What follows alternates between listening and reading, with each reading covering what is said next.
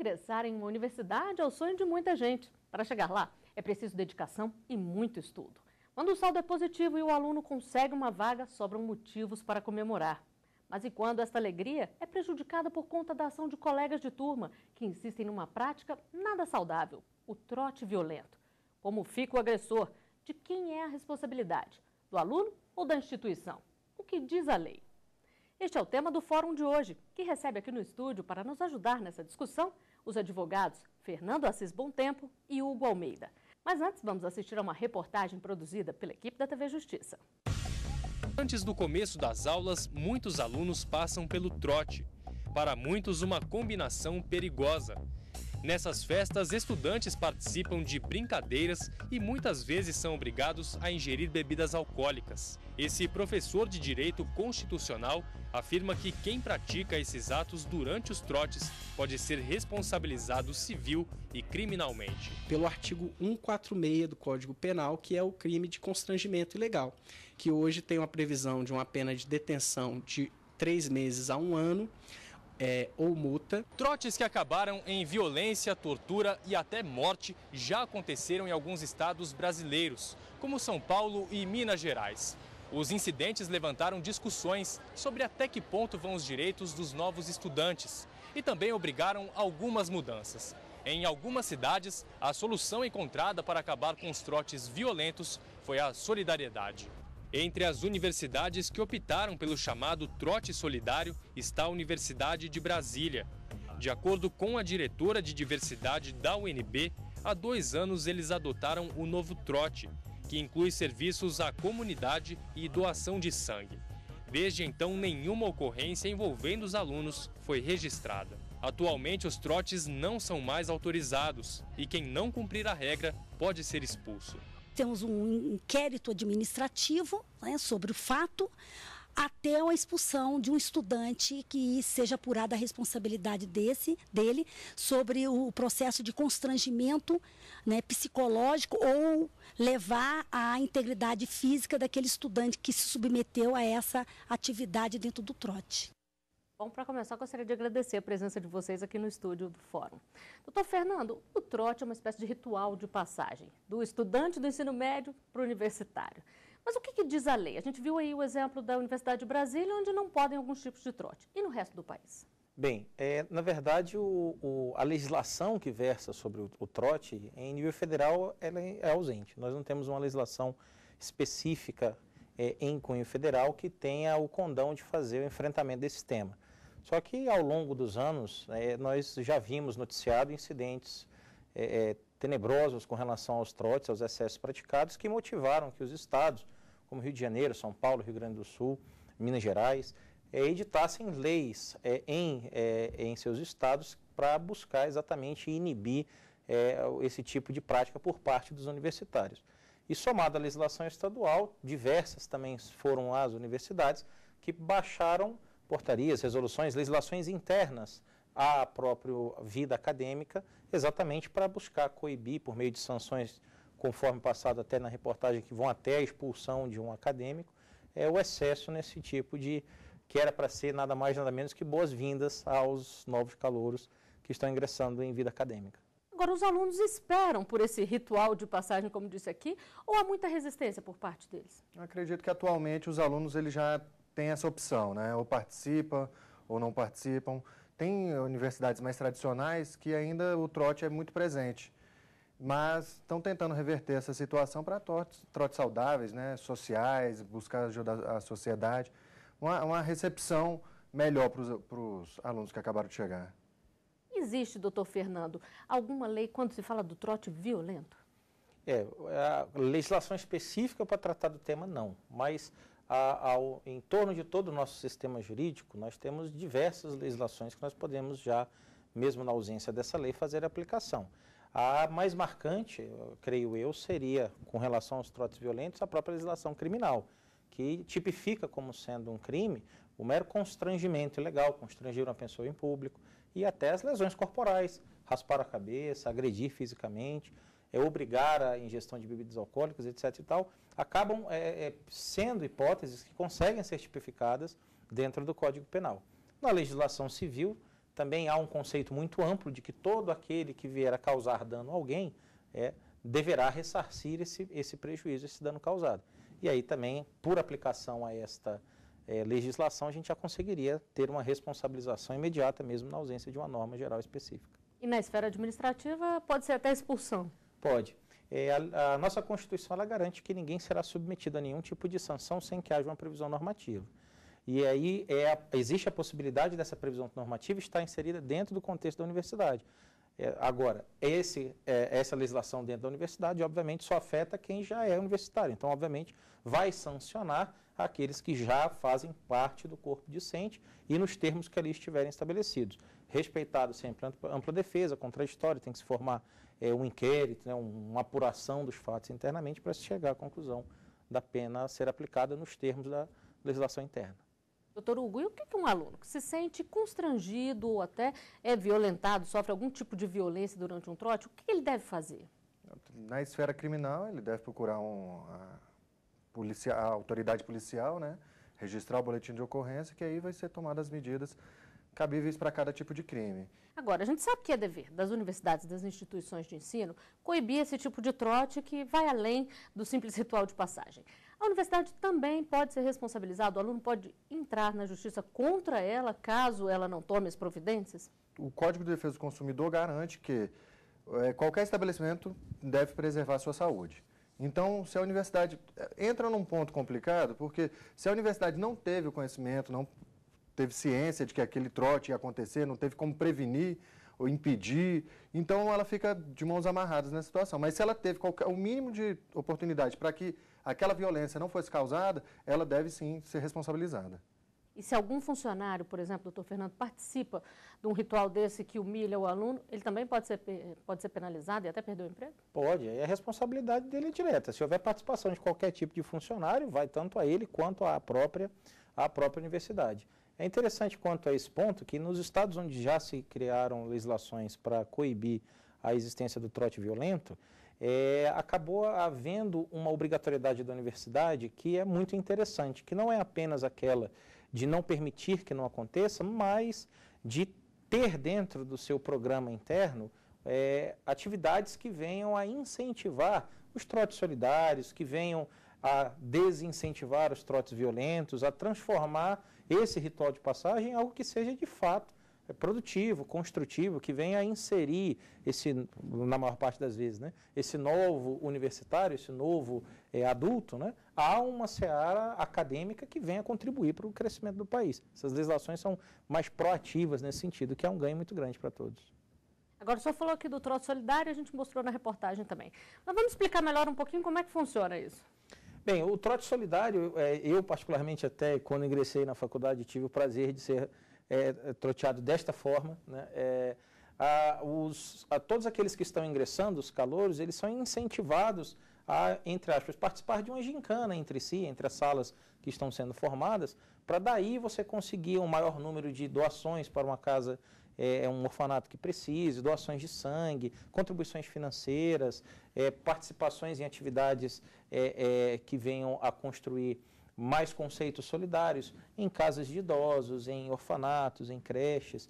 E aí você acaba ranqueando essa estrutura e uma gincana muito construtiva, uma gincana com muitos valores bons ali estabelecidos, você acaba agregando muito aquelas pessoas que passam pelo trote, que se unem rapidamente enquanto sala, se unem rapidamente enquanto universitários. E aí, obviamente, vão conseguir desenvolver projetos ao longo da vida acadêmica de uma forma mais enfática ainda. É bom para todo mundo, né? Com certeza, essa é a ideia.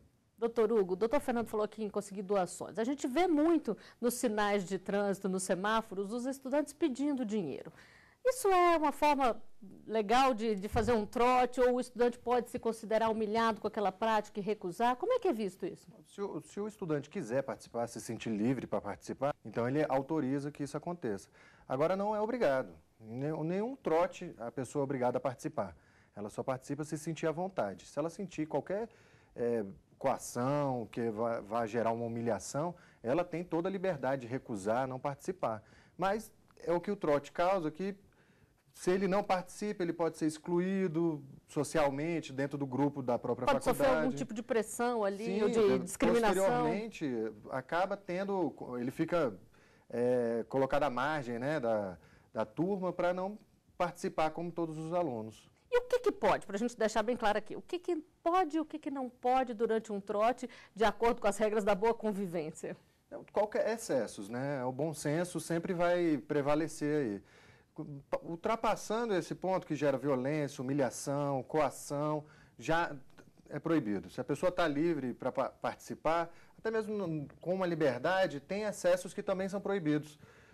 Tem um excesso como ingerir bebida alcoólica que não é permitido. Então, mesmo a pessoa querendo participar, aquilo dali é um estímulo que não é aceito pela norma, pelas nossas normas, né? Então, o trote social, que é o permitido hoje em dia, é o bem-vindo, né? Agora acontece muito também de raspar a cabeça dos estudantes. Se o estudante se recusar, ele tem todo o direito, né? Aí também caracteriza que fugiu às regras do trote, doutor Fernando? Não, com certeza. Primeiro, o ponto mais importante do trote é que ninguém pode ser constrangido a participar. Nem física, nem moralmente, psicologicamente. A adesão ela tem que ser necessariamente voluntária e aí, obviamente, a pessoa vai entender isso como sendo algo relevante para a sua vida acadêmica, a sua vida social. Quando você passa qualquer tipo de ato praticado sem a anuência daquele que está entrando, você, no mínimo, constrangimento legal já visualiza, digo, na seara criminal. Quanto a raspar o cabelo, é lesão corporal a prática de um ato como esse que venha a raspar a cabeça de alguém sem o seu consentimento ou qualquer outro tipo de ato nesse sentido. Não é porque é tradição que pode, né? Com certeza. Bom, nós vamos fazer um pequeno intervalo e voltamos já com mais Fórum. Estamos de volta com o Fórum. No programa de hoje estamos falando sobre trotes violentos.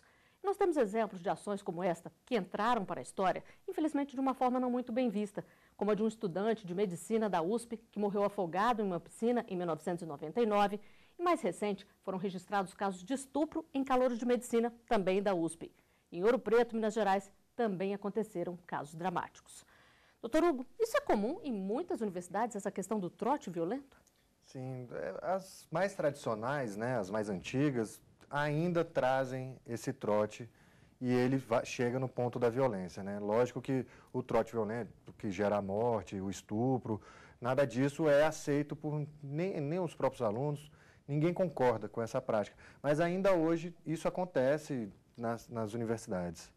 E o que pode ser feito? O que tem sido feito? Algumas têm buscado as próprias legislações, os próprios regulamentos. Mas o que pode ser feito de uma maneira geral para poder coibir isso? Hoje em dia, como não é bem visto mais o trote da forma que acontece, gerando humilhações e tudo mais, as próprias universidades estão buscando diminuir isso daí, criando normas internas para proibir mesmo a prática do trote, mecanismos para que denunciem esses trotes, e já existe a legislação criminal também, que já prevê os crimes ali cometidos, as punições devidas. As normas existem, basta as pessoas procurarem.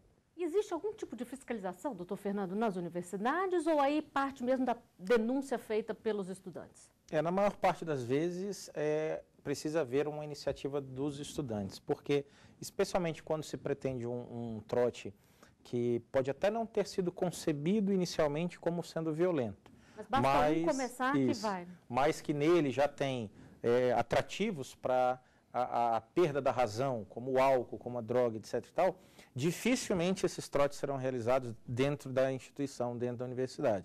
Então, há uma tendência natural disso ser afastado ou até mesmo utilizado o estabelecimento universitário, mas em horários alternativos, como à noite, à madrugada ou algo dessa natureza.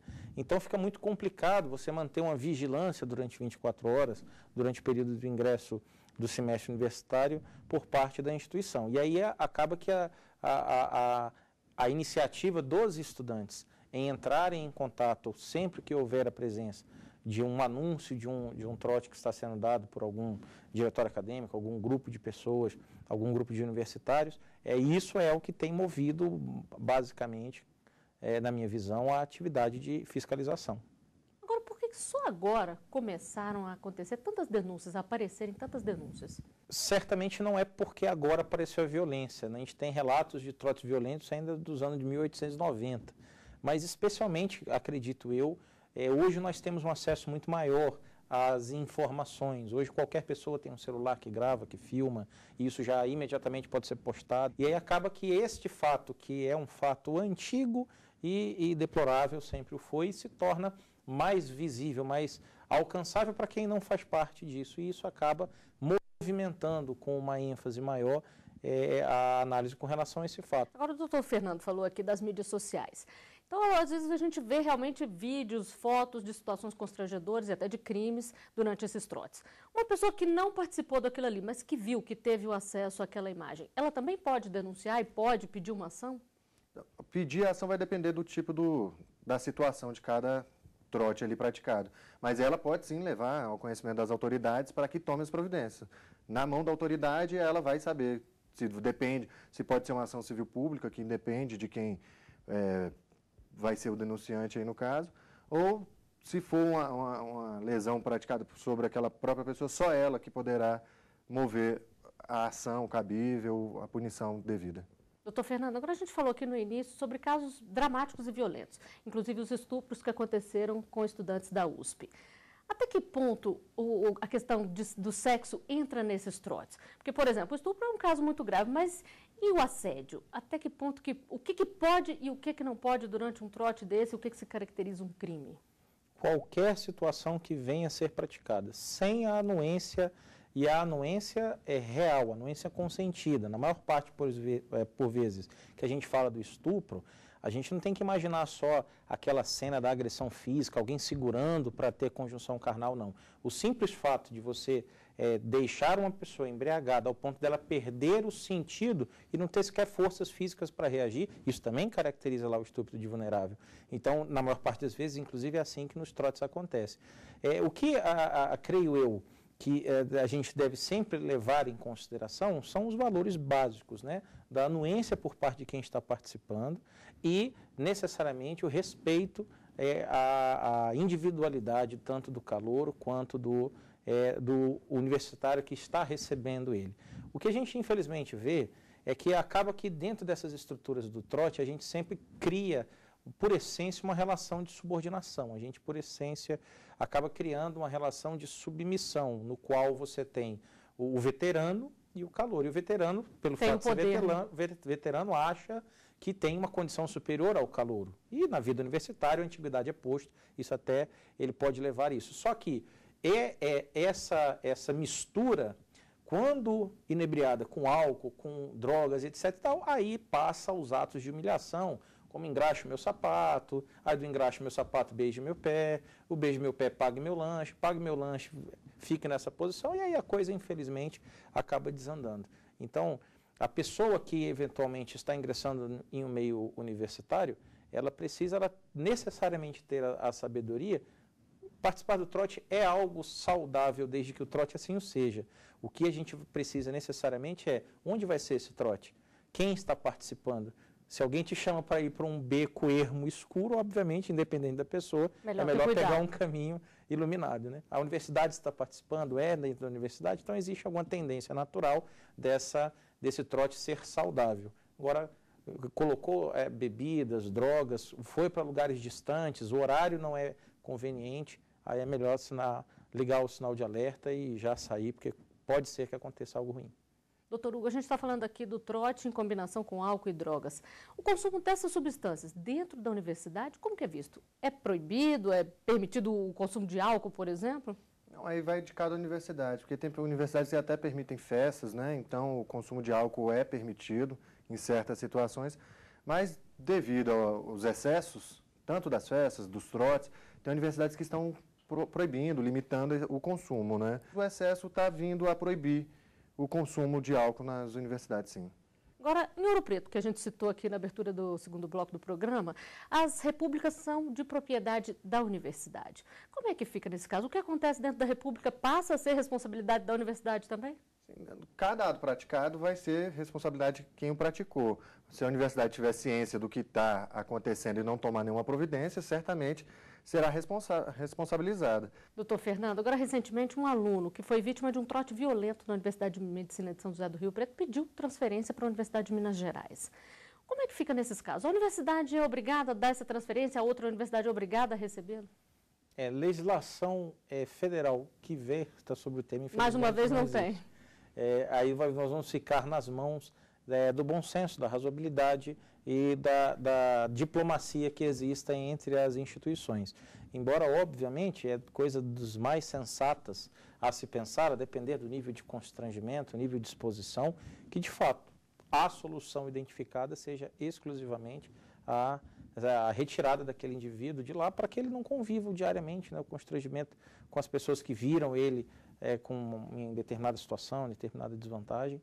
É razoável que o aconteça, mas a falta de uma legislação federal nos prejudica em dar uma resposta, ele tem direito à transferência. Aí depende da boa vontade, então, das instituições. E dos seus regramentos internos, né? O regimento interno, a norma interna com a convenção que rege a universidade, ela é o que vai determinar o que pode ou não pode ser feito. Doutor Hugo, dá para saber se isso é prática mais frequente em universidades públicas ou particulares ou acontece em todas as instituições? Pelo que a gente vê, sempre acontece mais em universidade pública. As particulares que acontecem são as mais tradicionais, as mais antigas, que mantêm ainda essa tradição. As mais recentes nem se ouve falar em trote. O trote que está acontecendo hoje em dia nas particulares mais recentes é o trote solidário, né? Dá para saber de onde veio essa tradição do trote? Tem muitas histórias, né? Chega a falar que é um rito de passagem, que se utilizava antigamente para marcar a travessia de uma etapa, quando ele vira um adulto, quando ele vai alcançar um objetivo, quando ele vai casar. Então, trouxeram essa situação. E tem diversas situações, assim, por exemplo, até mesmo a hierarquia, estabelecer o grau hierárquico dentro da universidade. O veterano vai ter uma superioridade, então ele humilha quem chegou agora para poder o colocar num nível mais baixo. Doutor Fernando, agora algumas universidades estão adotando o Disque Trote. Como é que isso funciona e de que forma que ele ajuda? É um mecanismo utilizado pela universidade para fazer que chegue aos órgãos de controle, aos órgãos de fiscalização interno, as informações relacionadas aos trotes que ocasionalmente estejam ocorrendo fora dos olhos das universidades. Não se tem dúvida de que todas as universidades, ao começo do semestre, acendem todos os alertas necessários para estarem atentos ao que anda acontecendo no corredor e o que pode sinalizar um evento que ocorra fora do contexto da razoabilidade, daquilo que se pretende, das boas-vindas ao calouro. Quando sai dessa realidade, o Disque Trote surge exatamente para que a universidade possa, se dentro da sua região tomar as iniciativas necessárias já para coibir, ou se não até acionar as autoridades competentes, como a Polícia Militar ou até mesmo a Polícia Civil, se for o caso. Bom, para encerrar, gostaria de saber de vocês o que precisa mudar para que o trote seja realmente só um ritual de passagem, como o doutor Hugo disse aqui, e não um exemplo dramático, um episódio que vai ficar marcado de forma negativa na vida dos estudantes. Doutor Hugo. Como o colega tinha falado, já existe, né, o projeto de lei, falta aprovação para a gente ter uma base, né, uma orientação, uma lei federal que vai refletir em todas as universidades, faculdades, estabelecimentos de ensino, para que defina o que é crime, o que merece punição, qual é a punição cabível em cada situação. Eu acredito que falta mesmo uma punição que evita que isso aconteça. Conscientização também, educação, que já está diminuindo justamente por conta dessas informações que a gente está recebendo. E para o senhor, doutor Fernando? A conscientização eu acho um fator determinante, né? Não há de se crer que nós estamos falando de um público universitário, nós estamos falando de um público que faz parte de 3% da população do país, que tem acesso ao estudo, tem acesso à cultura, tem acesso à educação, e que com certeza é absolutamente incompatível com os atos que são praticados. Então, acredito que a conscientização é o mecanismo mais eficiente que nós temos e daí a importância de programas abordando o tema como este, as divulgações nas universidades, o envolvimento da sociedade civil para abraçar aquilo que é solidário, festejar o trote solidário e, ao mesmo tempo, também afastar cada vez mais esses trotes que acompanham atos de violência e humilhação. Bom, muitíssimo obrigada pela presença de vocês aqui, pelos esclarecimentos. Nós estamos chegando ao final do programa de hoje. Eu conversei com os advogados Fernando Assis Bontempo e Hugo Almeida. Quer rever este programa? Acesse o site da TV Justiça, www.tvjustiça.jus.br. E você também pode ajudar a nossa equipe a fazer o fórum. Envie um e-mail para forum@stf.jus.br. A gente tem um novo encontro na próxima semana. Até lá!